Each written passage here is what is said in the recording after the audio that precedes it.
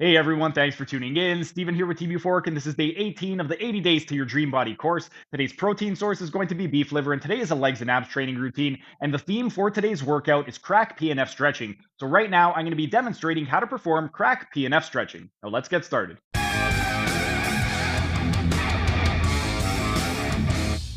And while we are resting, we are going to continue with the CRAC PNF demonstration for the knee flexors. We've already done straight up into flexion and flexion on an abducted angle of 30 degrees. Now we are going to take them into flexion at a 60 degrees of abduction. So for this one right over here, pretty much the positioning is going to be the same. With regard to this one, I find that it's a little bit more comfortable instead of getting underneath. Now that we're getting lower to the floor, what I like to do is either place the arm on my shoulder or the elbow, depending on the size of the patient. For Johnny, elbow is going to be perfect.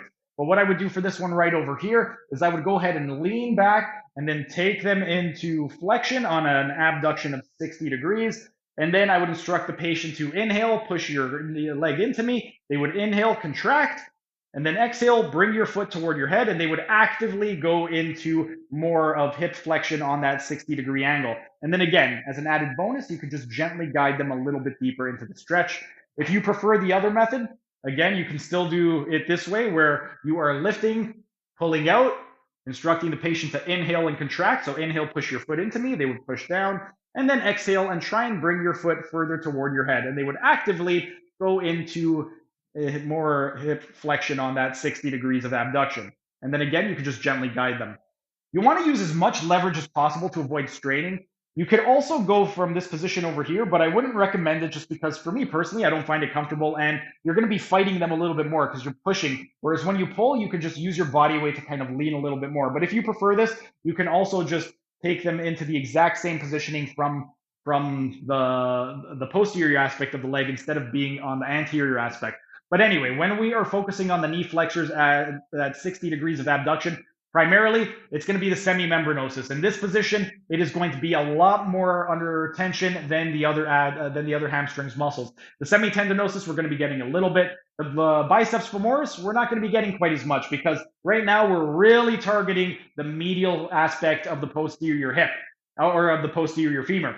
Then we're also going to be getting a lot of the gastrocnemius. And again, we're going to be getting a lot more of the medial head of the gastrocnemius as opposed to the lateral head. The lateral head, we're not getting quite as much involvement in this position right over here. And then we are going to be getting a little bit of the sartorius as well. Next, what we want to be, and some other muscles that are going to be involved. Aside from the sartorius, we're also going to be getting a little bit of the popliteus, same as we did with the other positioning. And then to a lesser extent, a little bit of the gracilis and the plantaris.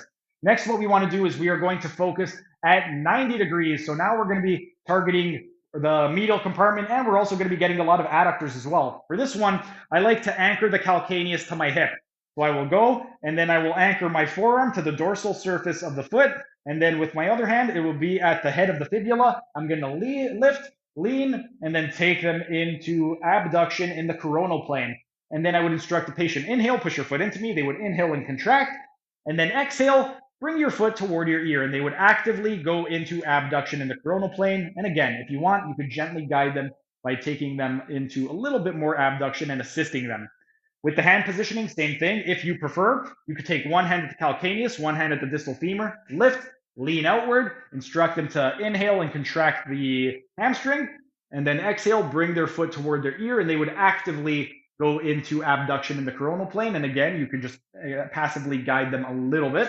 And then with the other option, you can take it from a pushing position. But again, I wouldn't really recommend that.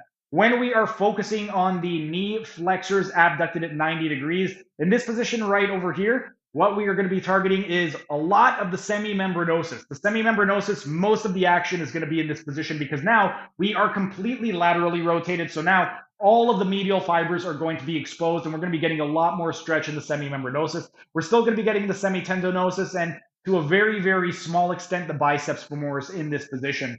Same thing with the gastrocnemius. In this position, it's going to be a lot of stretch in the medial head of the gastrocnemius and not quite as much in the lateral head. The lateral head is going to be very, very minimal. We're also going to be hitting the sartorius as well. And then some other muscles, we are going to be getting a little bit of stretch in the popliteus. And to a lesser extent, we're going to be getting a little bit of the gracilis and the plantaris.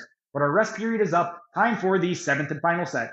That was just a tiny taste of what can be found in my members only section. If you enjoyed it, become a member for only $5 a month to get access to hundreds of member only videos.